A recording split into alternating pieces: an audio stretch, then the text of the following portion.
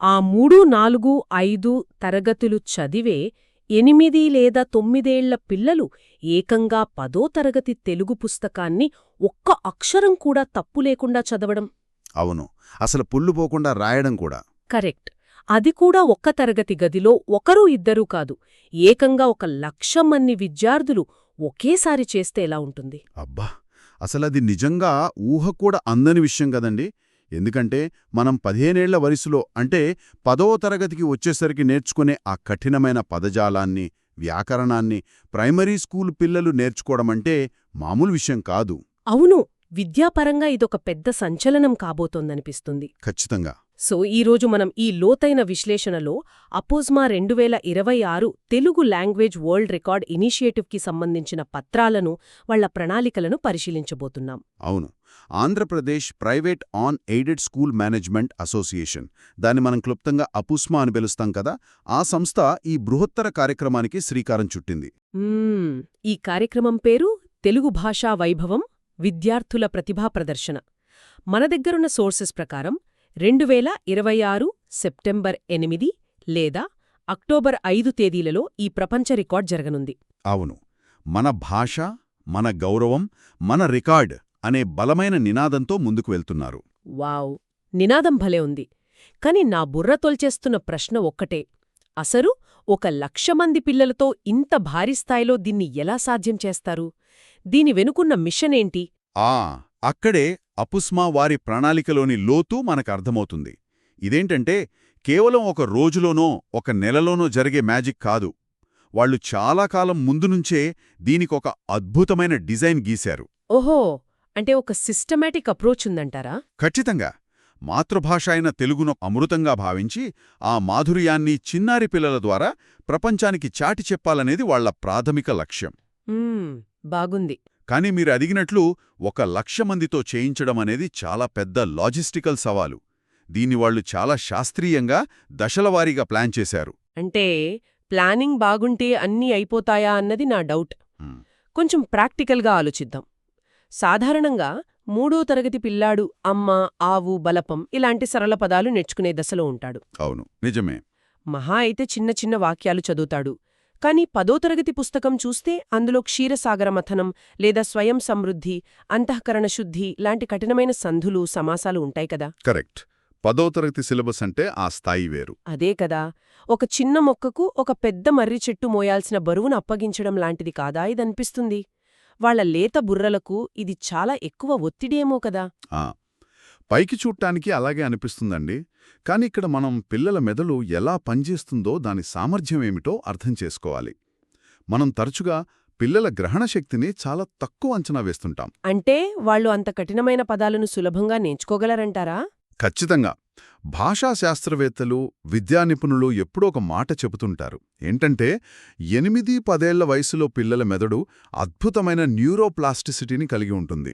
ఓ, neuroplasticity.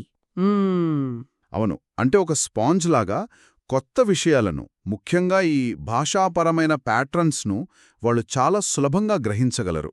దాన్ని ఒక బరువులా కాకుండా సరైన వాతావరణం కల్పించి ఒక ఆటలాగా ఇస్తే చాలు. ఒక సవాలుగా ఇస్తే అంటారు. అవునండి. ఆ కఠినమైన పదాలను కూడా వాళ్ళొక పజిల్లాగా సాల్వ్ చేసేస్తారు. ఈ స్పాంజ్ థియరీ గురించి నేను కూడా చాలాసార్లు విన్నాను. పిల్లలు తొందరగా పికప్ చేస్తారు, సరే. కాని మనం రోజూ ఇంట్లో మాట్లాడే వాడుక భాషను నేర్చుకోవడానికి, ఒక టెక్స్ట్ బుక్లో ఉండే గ్రాంథికం చదవడానికి చాలా తేడా ఉంది కదా. దాన్ని వాళ్ళు ఎలా డీకోడ్ చేస్తారు? మంచి పాయింట్ లేవనెత్తారు. ఇక్కడే సరైన మార్గదర్శకత్వం అంటే ఒక అద్భుతమైన టీచింగ్ మెకానిజం అవసరమవుతోంది. పిల్లలు వాళ్లకు వాళ్లుగా 10వ తరగతి పుస్తకం తీసి చదివేలేరు కదా. అవును, అదైతే నిజం. అందుకే వాళ్లను ఆ స్థాయికి తీసుకెళ్లడానికి ఒక పకడ్బందీ ప్రణాళికను రూపొందించారు. ఈ రికార్డు కోసం వాళ్లు దీన్ని 2 ప్రధాన దశలుగా విభజించారు. మొదటి దశ పూర్తిగా ఉపాధ్యాయులను సిద్ధం చేయడం. ఓహో, ఉపాధ్యాయుల శిక్షణ మొదటి దశ అన్నమాట. 1,00,000 మంది పిల్లలకు శిక్షణ ఇవ్వాలంటే నా అంచనా ప్రకారం కనీసం కొన్ని వేల మంది ఉపాధ్యాయులు కావాలి కదా. అవును, చాలామందే కావాలి. రాష్ట్ర వ్యాప్తంగా ఉన్న వేలాది స్కూళ్లను, వేలాది మంది టీచర్లను ఒకే తాటిపైకి తీసుకురావడమంటే మామూలు లాజిస్టిక్ పీడకల కాదు. అసలు ఈ సమన్వయం ఎలా జరుగుతోంది? ఎగ్జాక్ట్లీ. ఇక్కడే వాళ్లు టెక్నాలజీని వాడుతున్నారు. ఏప్రిల్ 24, 2026 నాటికి ఉపాధ్యాయుల రిజిస్ట్రేషన్ ప్రక్రియను పూర్తి చేయాలని ఒక డెడ్లైన్ పెట్టారు. ఆ, ఏప్రిల్ 24 వరకేనా? అవును, మాన్యువల్గా ఫామ్స్ నింపడం లాంటి పాత పద్ధతులు కాకుండా ప్రతి పాఠశాలకు ఒక ప్రత్యేకమైన క్యూఆర్ కోడ్ను అందించారు. ఆ క్యూఆర్ కోడ్ను స్కాన్ చేయడం ద్వారా చాలా వేగంగా ఒక సెంట్రల్ డేటాబేస్లోకి టీచర్ల వివరాలు వెళ్ళిపోతాయి. క్యూఆర్ కోడ్ వాడటం చాలా స్మార్ట్ మూవ్ అసలు. అవును, దీనివల్ల ఏ జిల్లా నుంచి ఎంతమంది టీచర్లు వస్తున్నారు, ఏ స్కూల్ నుంచి ఎంతమంది వస్తున్నారు అనేది వాళ్ళ డాష్బోర్డు మీద స్పష్టంగా తెలిసిపోతుంది. భలే ప్లాన్ చేశారు. సరే, రిజిస్ట్రేషన్ అయిపోయింది అనుకుందాం. కానీ ఈ ట్రైనింగ్ ఎవరికిస్తున్నారు? ఎందుకంటే 10వ తరగతి సిలబస్ అనగానే మనకు వెంటనే గుర్తొచ్చేది హైస్కూల్ తెలుగు పండితులు. అవును, సాధారణంగా అలానే అనుకుంటాం. వాళ్లకైతే ఆ కఠినమైన పదజాలం మీద పట్టుంటుంది కాబట్టి ఈ ట్రైనింగ్ వాళ్లకే ఇస్తారేమో అనే నా ఆలోచన.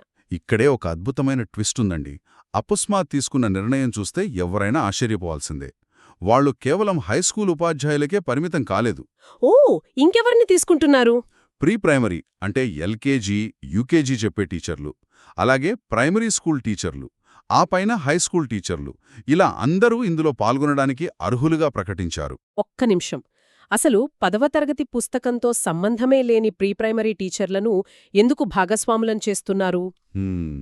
దీని వెనుక ఒక బలమైన కారణం ఉంది. అంటే ఎల్కేజీ పిల్లలకు ఆ ఈ దిద్దించే టీచర్లు ఈ 10th క్లాస్ వరల్డ్ రికార్డులో ఎలా సహాయపడతారు? ఇది కొంచెం విచిత్రంగా అనిపిస్తోంది నాకు. దీని మనం కొంచెం లోతుగా విశ్లేషిస్తే అందులోని అసలు లాజిక్ అర్థమవుతుందండి.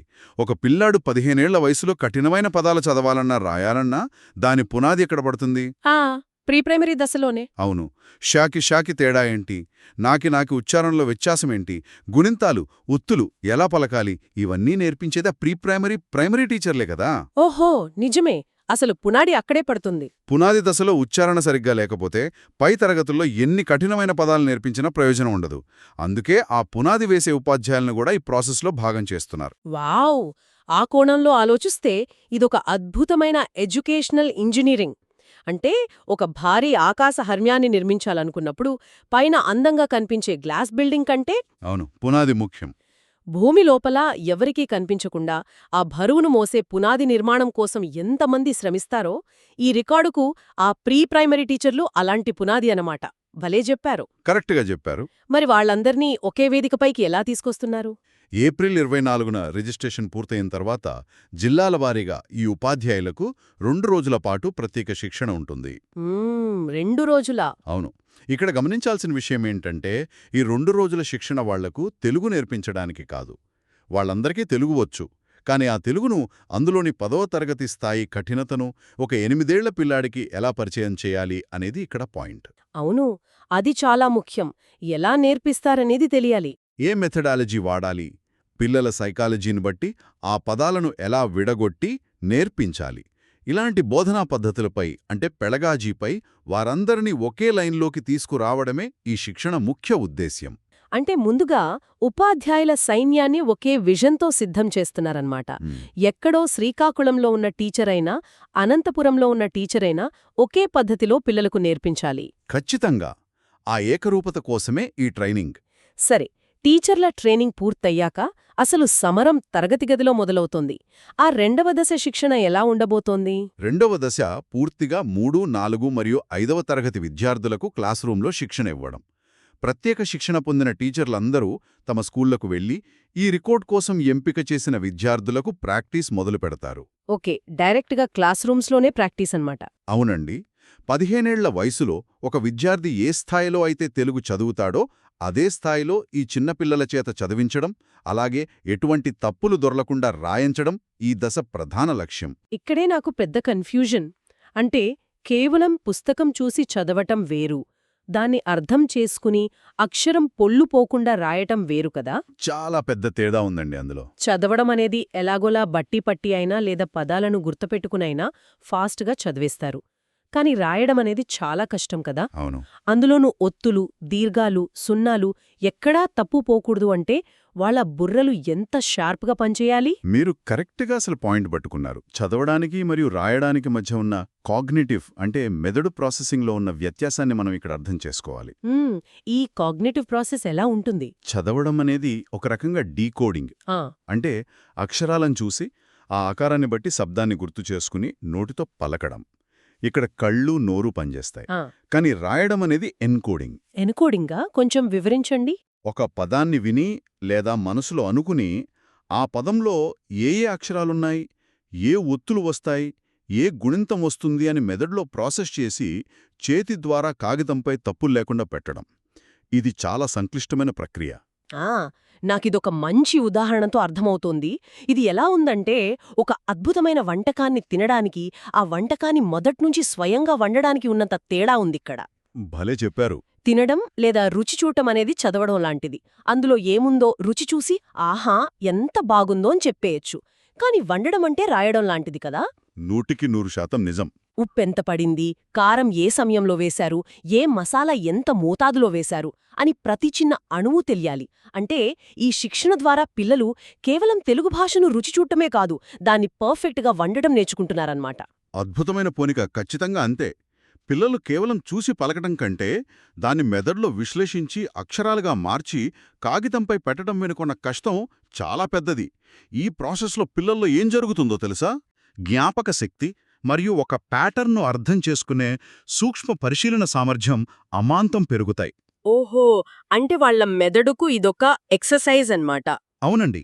ఒక రకంగా చెప్పాలంటే ఈ శిక్షణ అనేది వాళ్ల మెదడుకు ఒక జిమ్ లాంటిది. ఇది కేవలం తెలుగు భాషకే పరిమితం కాదు. ఈ విధమైన శిక్షణ విద్యార్థుల సంపూర్ణ కాగ్నిటివ్ వికాసంలో అద్భుతమైన పాత్ర పోషిస్తుంది. వింటుంటేనే రోమాలు నిక్కబొడుచుకుంటున్నాయి.